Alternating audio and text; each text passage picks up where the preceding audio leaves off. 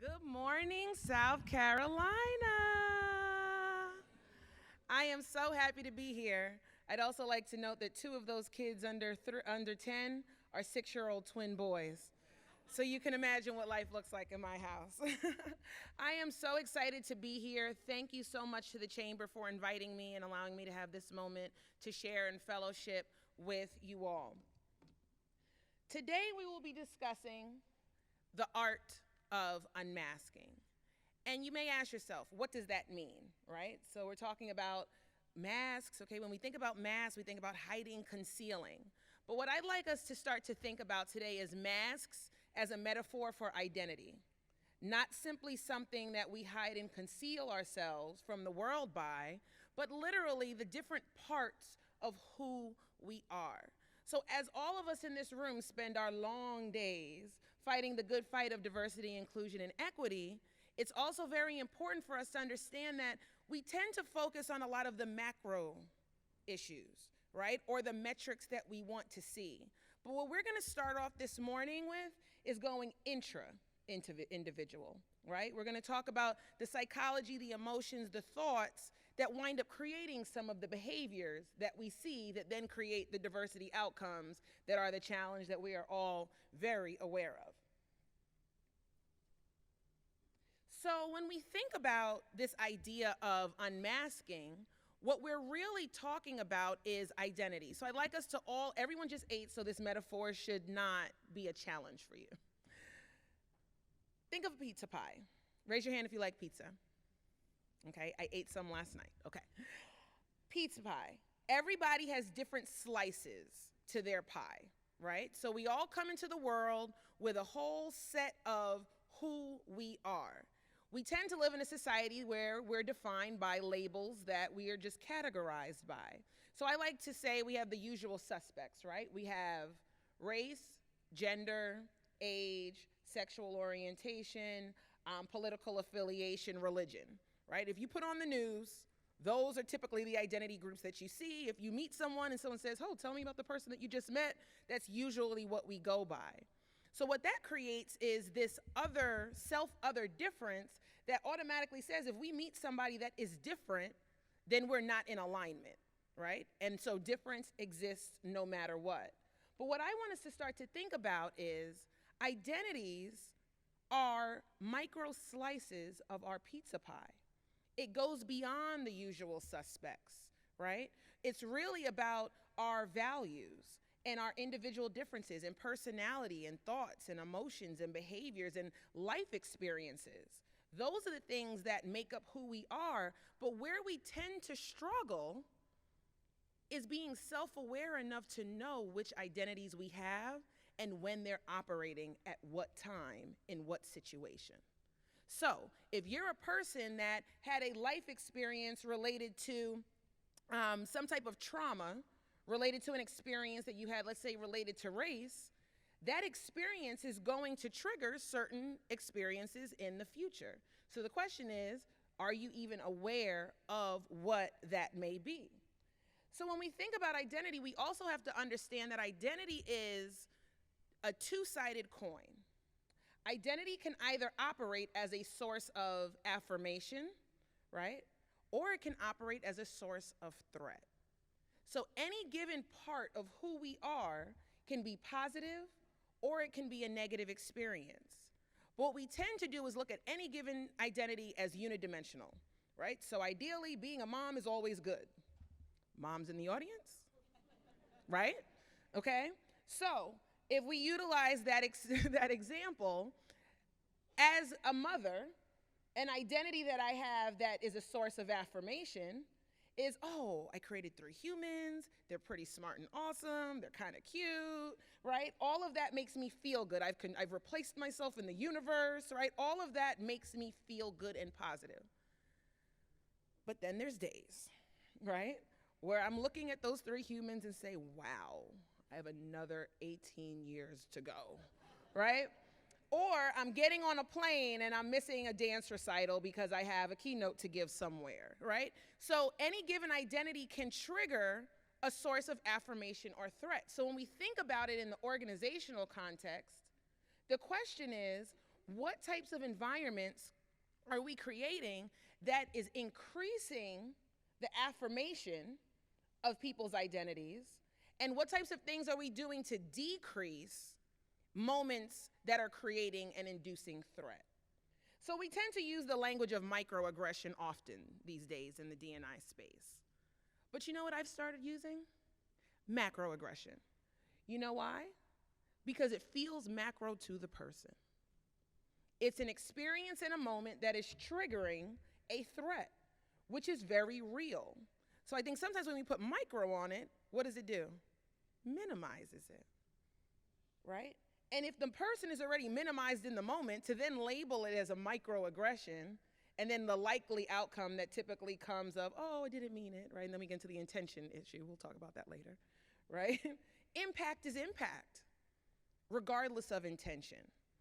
And so when we're thinking about how identity matters, it really is about what are we doing to see the people in our organizations? Are we seeing them in their totality? Are we creating environments that are allowing them to align their identities with others? Are we creating situations where they have moments to feel safe to express different parts of who they are? Do they drive into the parking lot and turn the station because they don't want their colleagues to know what music they're listening to? Do they avoid certain hairstyles because they think that it will not align them for the next promotion? Is there certain art that they're not putting on their wall because it may signal and communicate an identity that they think may not be perceived or welcomed? These are things that people are dealing with every day. With the Mask Project, at this point, we've collected over 2,000 narratives of people's written experiences of wearing the mask at work and in life. And my husband calls it my obsession because, of course, new narratives come in all the time.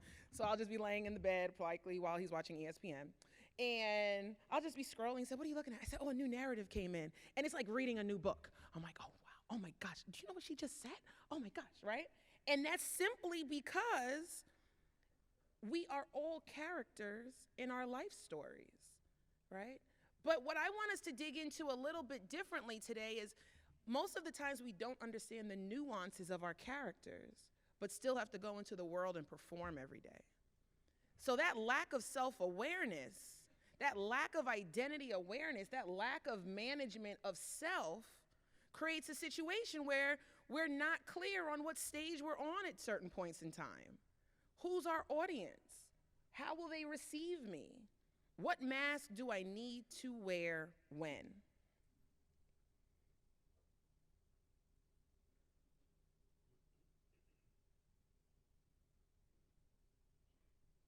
I guess the world wants you to keep looking at my beautiful face, okay? So when we think about this idea of wearing the mask, one of the things that motivates me is a poem by Paul Laurence Dunbar entitled, We Wear the Mask. Raise your hand if you've ever heard that poem before. So Mr. Dunbar wrote this poem a long time ago, but it's timeless. And an excerpt of it goes a little something like this. We wear the mask that grins and lies. It hides our cheeks to shake our eyes. There we go. The debt we pay to human guile, with torn and bleeding hearts we smile, and mouth with myriad subtleties. Why should the world be overwise in counting all of our tears and sighs? Nay, let them only see us while we wear the mask. So while Paul Laurence Dunbar wrote this during a time where he was speaking about the African American experience in the United States and the idea of presenting two different selves and living in two different worlds, or like W.E.B. Du Bois talks about double consciousness, right? Living in two different spaces.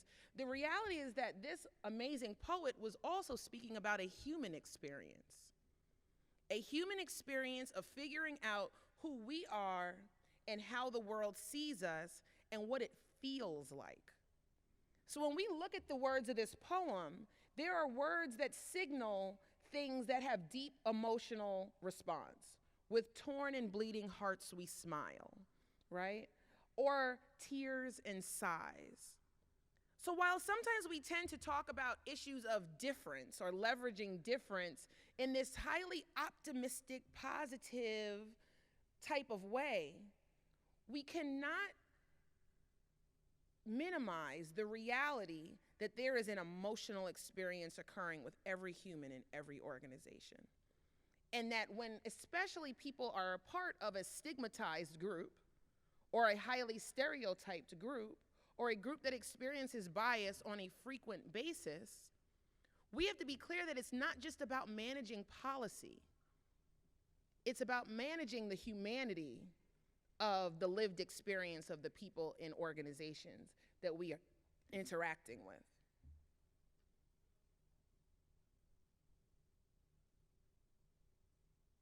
So again, I would like us to think about this idea that identity is the core. So there's research that shows us that our emotions impact our attitudes, which impact our, thank you, behaviors. What's your name?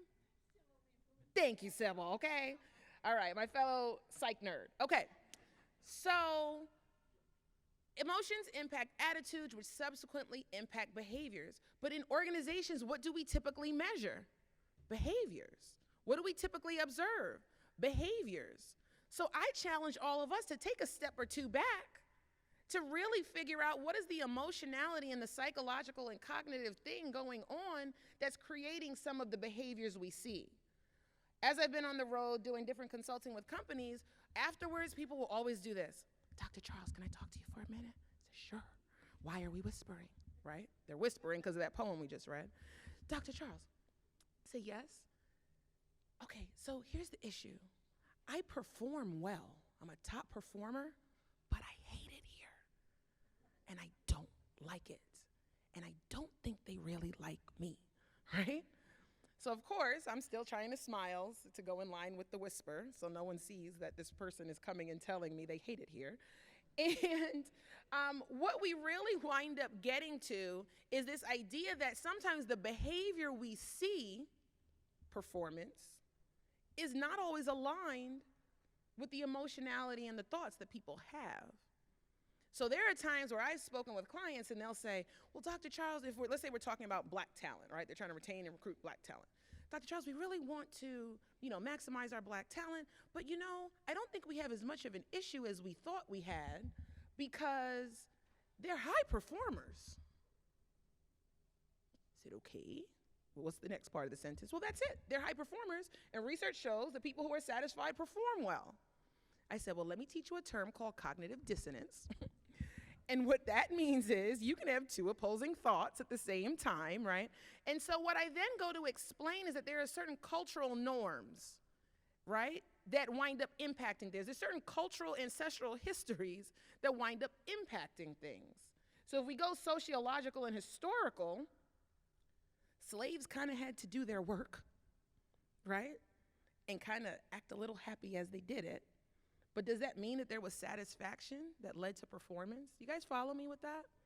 So we have to be clear about the fact that just because we're getting the behavior or metric we want does not mean that that individual, that our human capital that we're supposed to be valuing and embracing, right? That's all the language we're using these days, right? And including actually is in a good place and space. And so we have to start to do a better job as organizations doing pulse checks with people in our organizations. But here's where it gets even more nuanced. Guess who else we have to start doing pulse checks with? Ourselves. Because most of the time we're not even clear enough on where we stand related to the slices of our pie, or where we stand related to the identities that we're bringing in, or we're not being aware of the mass that we're bringing in and how people are receiving us. And there's nobody that is innocent of having a bias. We're all clear on that in this room, I'm sure, right? We're all clear that a bias is a human experience that requires conscious and deliberate and active intervention. So right now, for example, I'm going to give you guys two options. Let's say I was bringing cookies in afterwards and I said, I'm going to give you two options, Oreos and Chips Ahoy. Raise your hand if you want Oreos. Raise your hand if you want Chips Ahoy. Do you see how quickly your mind processed your preference? Some of you are biased towards Oreos and chocolate chips, right? So when we think about the cognition process of picking and choosing and preference, yeah, we can all giggle at cookies, but let's say I put a race or ethnicity or gender in there, it's a little uncomfortable, isn't it? So the reality is we have to become better at understanding what we're bringing to the table related to the way our wiring is set up and the way our biases are expressing themselves in the table or the ways we're projecting things. But we can't call ourselves leaders in this space without owning our own stuff too. And that's very, very important. And one of the reasons that it's so important is because the psychology of identity gets really tricky. So there was a time I was speaking with a client and they said, you know, Dr. Charles, we throw these diversity events, but like the people aren't coming. I said, well, what's the event? It was like a potluck. I said, okay, I do breathing exercises, so I did one for a minute. And I said, okay, well, food doesn't change emotional trauma. And food doesn't make people feel connected to the people that have had a set of micro and macroaggressions against them since they've been at this company. It's just kind of not gonna work that way. And so we have to start to understand that this psychology of our identity is what's creating people saying, I'll opt out of that. So when I'm doing workshops with the different employee resource groups at different places, one of the things I talk about is, hey, we can't push organizations on we want you to be inclusive if we self-exclude, right? And we go into what that looks like and what that means.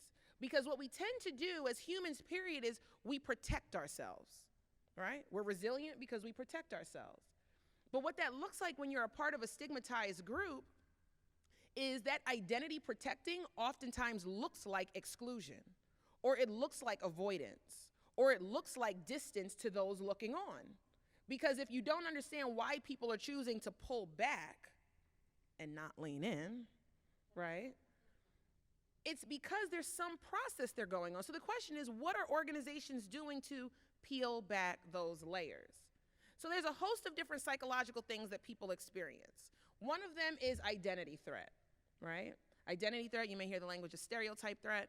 That's the fear of confirming a negative stereotype.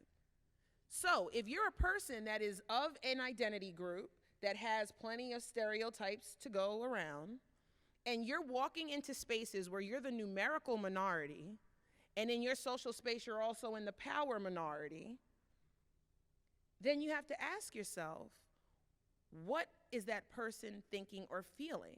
If that person wants to be a high performer, you guys just all got really dark. I don't know if the lights went out, but okay. Whether it is a person who is, well, most people, right, clearly at that point in an organization, want to do well. They're high performers. They're seeking promotion. So the identity of being a successful professional is high, but being a woman, thank you for the lights, but being a woman comes along with certain stereotypes. Being of a minority status may come along with certain stereotypes. Being of LGBTQ community comes along with certain stereotypes. So while every human walking into an organization is trying to manage their professional self, you also have a set of human capital that's managing another self too. And guess what? It's taxing. It is emotionally and cognitively taxing.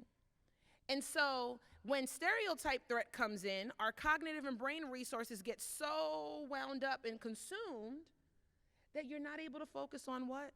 The task at hand. Because we all just have a certain amount of capacity. Then you have things like stigma consciousness, which is when you're so aware of the stigmas that are attached to your identity that you're almost walking around like the boogeyman. Now, in the research, it's on a continuum of 1 to 10, right? So you can either be low on stigma consciousness or high on stigma consciousness. But when you're really high, it's kind of distracting, feeling like something is here. So as diversity professionals, we have to ask ourselves, what types of ways is this organization creating a situation where people may feel an extra pressure of the stigmas attached to who they are. But here's the thing, we can't take away affirmation and we can't take away threat. They coexist, right? We're all clear on that, right? Any given identity.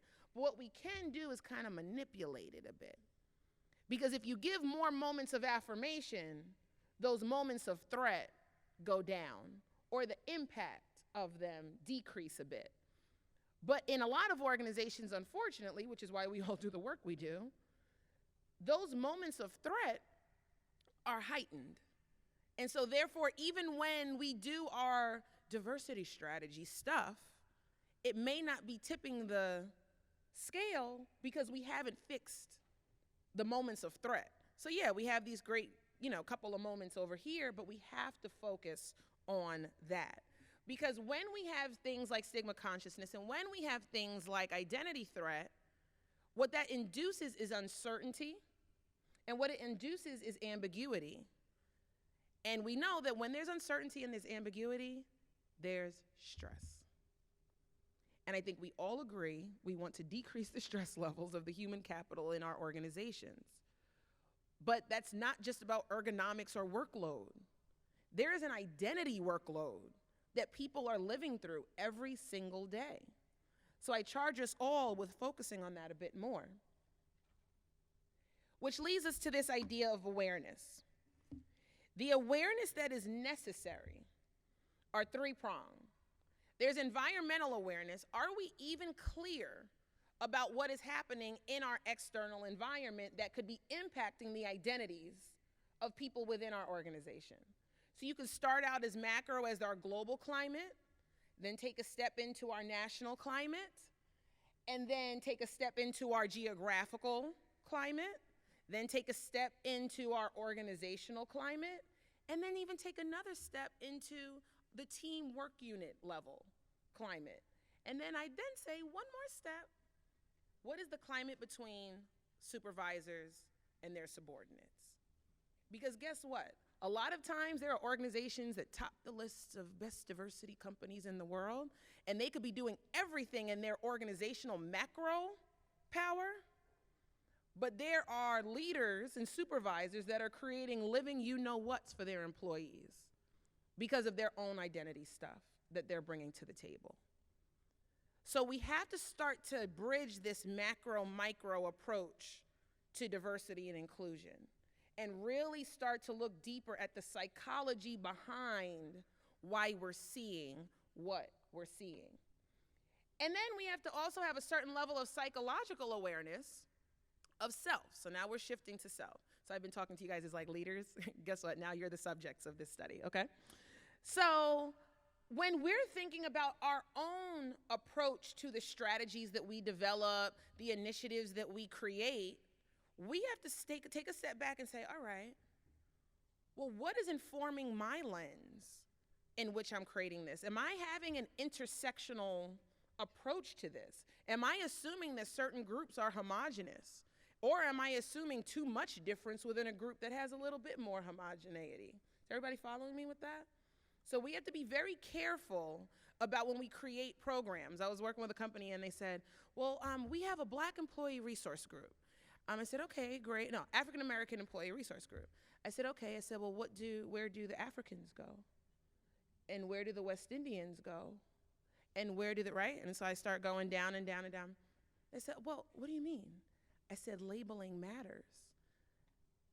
Oh, but Dr. Charles, I don't mean to be offensive, but like there's Black people and they're African. I said, no, all people that appear to be highly melanated are not of the same ethnic background.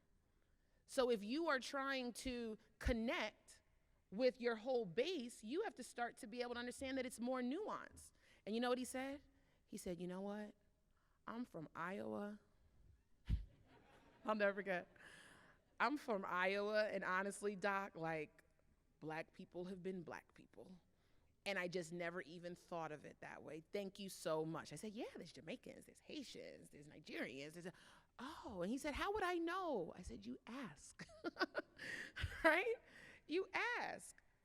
But typically, people will just be put in the category that they're in. So when I'm saying be aware of our own lens that we're coming to the table with, We have to also understand that women of different ethnic groups have different lived experiences as well.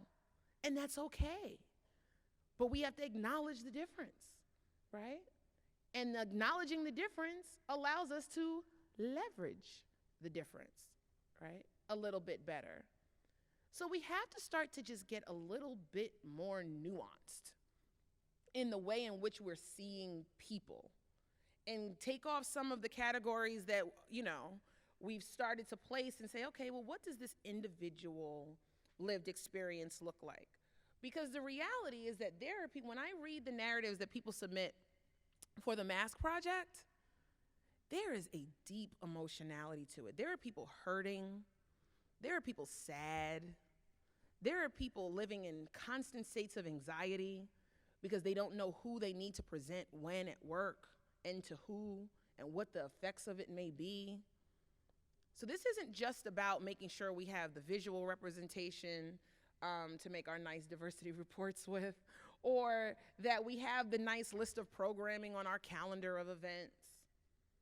We have to start to get into the psych side and the emotionality of our human capital. So everybody should have a mask that they received either at their table or when they walked in. Does everybody have their mask? Okay, let me see everybody raise it up. Make sure you have it. All right, raise your hand if you do not have one. Okay, my colleague, Ms. Lynch here, will come around and bring some extra ones around, okay? So one of the things that I do when I'm helping people take the step towards identity management is start to peel back those layers and answer some not so easy questions about themselves, okay? Because like I said, our tendency is to, there's people on this side handing them out too. Thank you so much, everybody. When we think about a mask, we think about typically hiding and concealing. So if that's the way, language matters, right? So if we think a mask is to hide and conceal, that's what we're gonna do with it, right? We're gonna hide and conceal. But here's a different perspective I would like everybody to start to think about. We tend to think about authenticity as, be yourself all the time, 365 days, 24/7, all the time. No. There are times and places for certain parts of ourselves. But here's the way I would like us to redefine the way we think about authenticity and people being able to be their authentic self. Authenticity is really the process of being aware of the different masks that you have and having a peace about which ones you wear at what times. Because where people have that internal conflict is when they're presenting certain selves, certain identities, certain masks to the world, and they don't have a peace about it. So they're presenting a part of themselves that they actually don't believe is truly a part of their pizza pie. But what I'd like us to flip and start to think about is, if we think about, we all have a little tool bag, and I saw some nice bags in here, FYI, this morning. We all have a bag that has all our different identities / masks in them. Authenticity is about knowing the depth and diversity of all of the ones you do have, and then putting the right combination of them together to have a piece about who you're showing to the world. Do you guys get that? Right? So it's about this awareness of self. It's about this awareness of the different parts of you and being creative about the different masks you can present to people to be able to align. So my sister here, she has on a nice, fabulous red outfit. I clearly like red dresses because it looks good with my hair color and my skin complexion. So I could see her and automatically, psychologically, I'll say, I like her because I'll put a halo effect over her. She likes red. I like red. That's my homegirl. We wear red, right? Something as simple as alignment with love of bright colors could be a moment of connectivity. Do you guys see that? It doesn't have to, sometimes we make things so deep. Sometimes it's being able to see a piece of art in someone's office or see that little golf ball and say, I play golf too. Let me figure out a way to connect. And that's how we override not connecting with the usual suspect categories and really start connecting on other layers. Okay, so everyone has their mask. What I'd like everybody to do is write down on your mask the list of barriers, the list of things that hold you back from being your most authentic self at work. It could be emotions you feel, thoughts you have, experiences you've had, parts of your personality. There's no limit on what you can write, okay? Oh, y'all thought you were just gonna come here, get information to take back home? No. We're doing some work here, okay? So I want you to have a silent, don't talk to your neighbor. Don't make me go into professor mode and start monitoring that, okay? Write down as many things as you can that are barriers to you, your individual self, being your most authentic self at work and in life. I'll give you guys a minute and a half or so to do that.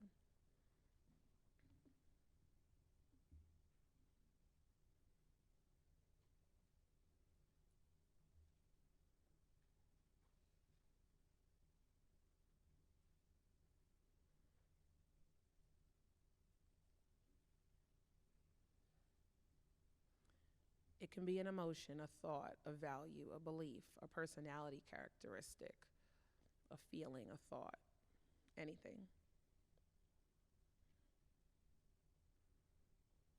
And you're not relegated to the present. You can dig into the past.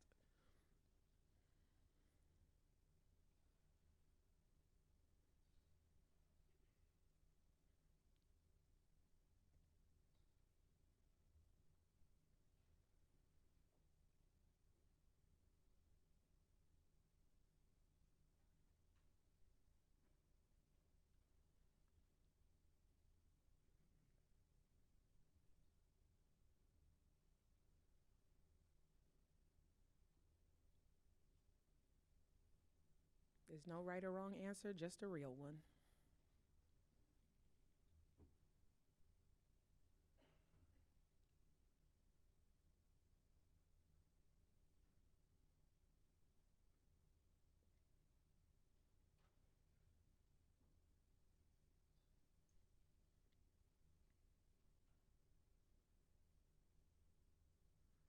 Some of you are like, I don't even know.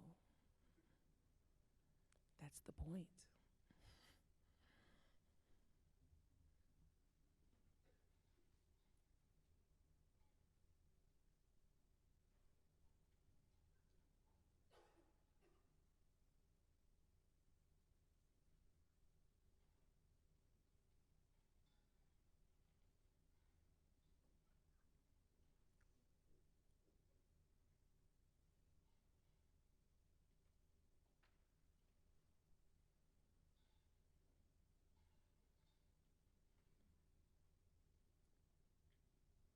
All right.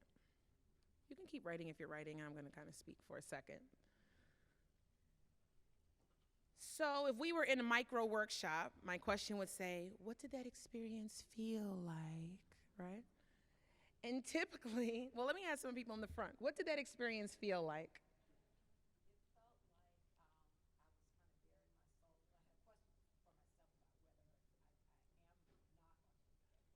Okay, so she said she felt like she was bearing her soul and she had to actually ask herself the question, wait, do I even feel authentic or not? All right, someone over here, what did the experience feel like? The same, okay. So what that took us into is this dangerous V word called vulnerability. You know that thing we run from all the time because we think it makes us weak and not strong? But what vulnerability allows us to do, typically we think about being vulnerable for other people, but what research shows is we're not even vulnerable for ourselves. No one likes to look into the metaphorical mirror and say, oh, let me find a bump or a blemish, right? No one likes to look and assess their flaws and their faults, or even if they're not a fault or a flaw, just a challenge. The who we are, but guess what? Those are the things that wind up defining the lens that we see the world through, okay? So what I'd like everyone to do is stand up and turn to a partner.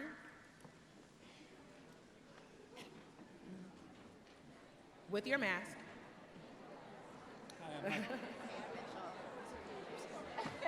You're a writer. write an article that I was very impressed with on prisons, I think. Last week on... All righty. I want everyone to cover their face with their mask, with their words facing outwards toward their buddy. Think about it.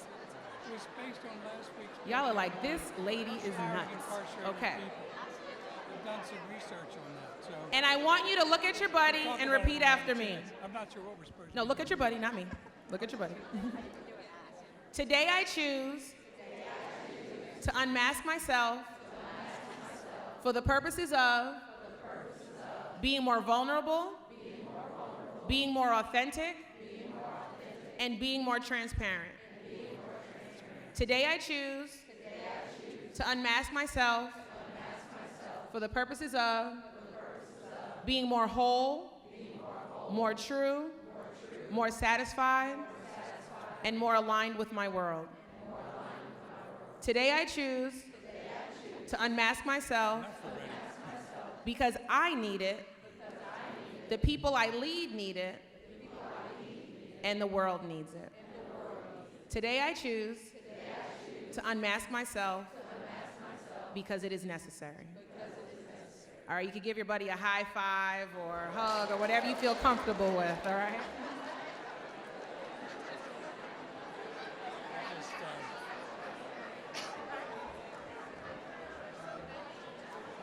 So,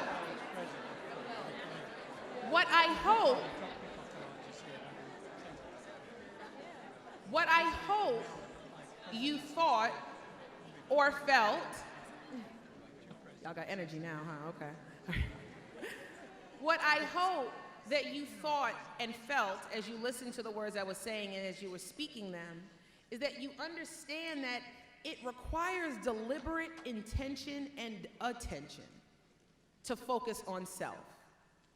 So that little micro exercise we just did, typically if I'm doing a workshop, we do that for 2 hours and dig deep and do both sides and talk about what are the things that hold us back, what are the things that enable us to be our full and authentic selves, right? And we dig deeper into that. But I wanted to give you all a little taste of what that moment of vulnerability feels like, right? And a little taste of what it looks like to sit down and actually think about yourself and write some things down about yourself. All of us in here are in roles where we lead and figure out how to create spaces for people. But I want you all to be very clear that there is no way you can empower the people you lead without you feeling like you're bringing all of you to the table in a way that gives you peace as well. So while we're talking about emotions and psychology and peace and inner peace and all of that, I need us to understand that this is not some pop psych mumbo jumbo. This is real science. It's science. When we feel things, it affects us physiologically. When we think certain thoughts, it impacts our behaviors. This isn't debatable. It just is. And so if we can own that reality for ourselves and then own that reality for the people we lead, there's a different level of sensitivity and empathy we're able to have. Because when we've taken our own self-awareness journey, when we're figuring out how to be aware of our own identities, when we're figuring out how to manage our own identities, then we can facilitate the people we lead doing the same thing. But we can't do that without taking the steps that we need for ourselves. There's so many times that people say, oh, Doc, I wish I took that workshop when I was 22, not 61, right? I would have saved 40 years and a divorce, that's what one lady said, right? And so no matter what age, so whether I'm speaking at a university to students, helping them unmask, or dealing with top leadership execs that are approaching senior citizen area, it's still the same process. So what I did was I created a framework that helps us be more deliberate, right? And actively engage in certain behaviors and thoughts and actions and solutions that can help us get to this kind of place that I've been pushing us to get to. So I called it the Unmask Framework. Surprise, surprise, right? So as we go through this, I want you to think about it from two lenses. I want you to think about it from your own individual perspective, right? Like you needing to do these things. I also want you to think about it from your organizational perspective, thinking about what things can I set up in my organization that can allow people to do this more freely and in a safe way and in a way that gives them some comfort, right? Decreasing that threat and increasing that. I'm giving a pop quiz verbally right now. Thank you, affirmations. This is my guy, he'd get extra credit points. Okay, so let's start off here. You use your voice. Your voice is literally the expression of you. So when people feel that their identities are being suppressed, or their identities are being minimized, or their identities are not being validated, or most unfortunately, that their identities are not being welcomed into a certain space, the likelihood is they're not going to use their voice, right? It's like a kid. If a kid feels like they're in trouble, what do? Just kind of go to the corner and turn away, right? It's what we do as humans. So using your voice is a conscious thing that is allowing you to override that human tendency to retreat. So anytime you feel like, well, I'm gonna just back up, I'm not gonna say anything, they wanna keep doing that, then you know using your voice is important. Never ignore your thoughts and emotions. So many times people think, oh, I may be seeing this wrong. Oh, maybe I assessed that situation the wrong way. Oh, maybe I'm tripping. Oh, maybe I'm overreacting. Oh, maybe it wasn't what it was. Oh, maybe, and we go through this cycle of self-doubt, questioning our thoughts and our emotions. We have to trust ourselves more. But guess how you build trust in your own thoughts and emotions? Being more self-aware and more self-reflective, right? Having more data points and points of contact with how you're feeling and thinking on the inside. Now here's the caveat with believing and never ignoring your thoughts and emotions. Humans can sometimes be a little delusional. So there's that piece of our humanity, right? Where we can be a bit delusional and write these epic Oscar-nominated storylines about why we think certain things happen, and typically we're the hero and never the villain. But we have to be able to be transparent and vulnerable and honest with ourselves enough to know when we are feeling the right thing. Remember earlier I used that language of pulse check, right? You have to check your pulse enough times to figure out your what? Pattern. So it's not just isolated, it has to be over time. M, manage expectations.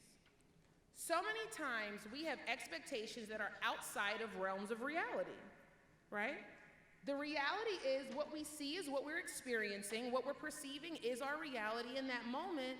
So the question is, am I managing expectations? Am I being too idealistic?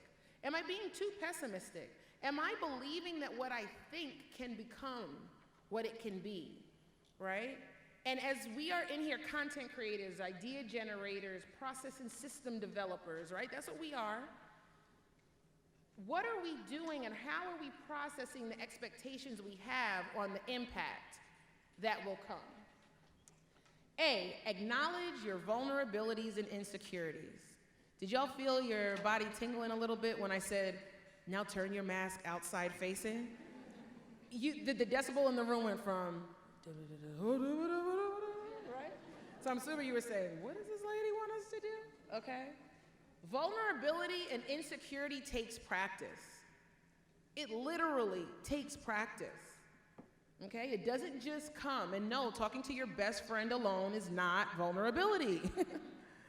Vulnerability that can lead to more diverse and inclusive and empowering environments takes effort. Stretch yourself to be more resilient. S.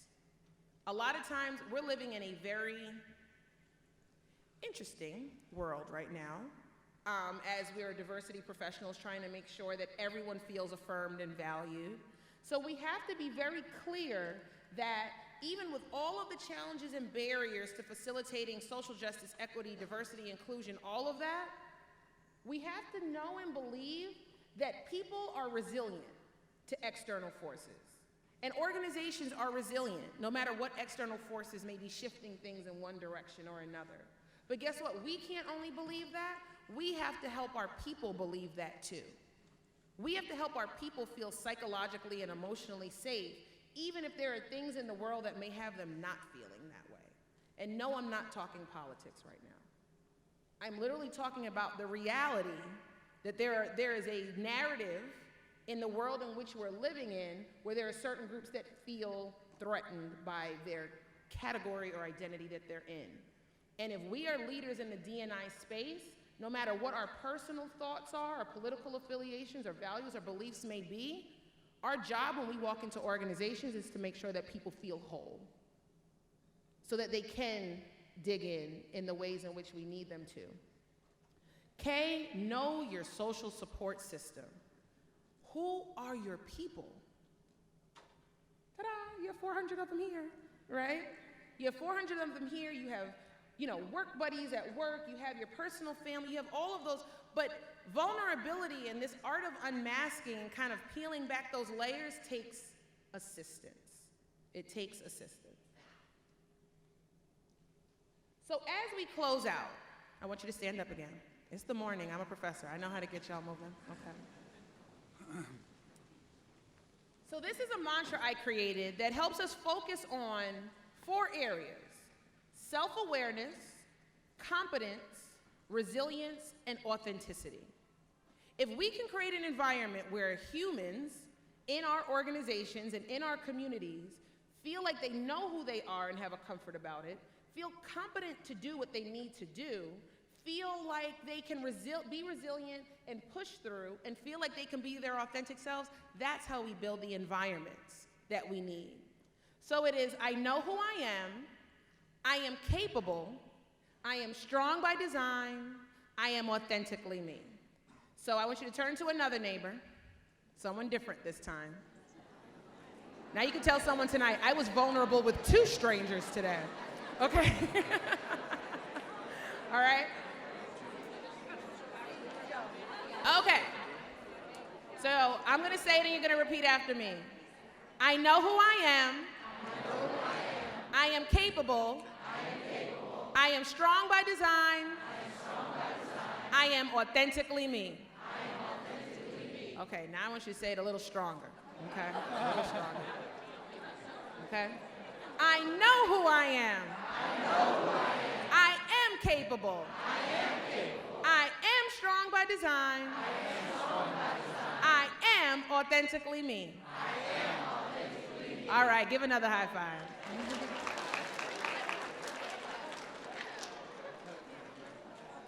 So as we close out today and head into Q&A, I wanted to share with you all that I have thoroughly enjoyed being here with you this morning. I hope I've pushed your brain in a couple of uncomfortable places, because guess what? That's when transformation happens, right? And I hope that as we go through the day, if you guys have any questions, you can feel free to pull me aside, reach out to me. If you need me to come help you at your organizations, do anything, let me know. I'll see you all at the reception this evening. I have my audio book that will be here as well, and any other information on things that I do. So again, thank you so much for being great participants this morning. We have 2 microphones in the middle back there. Let me see get my flight attendant on, okay? And if you have any questions, please come and ask.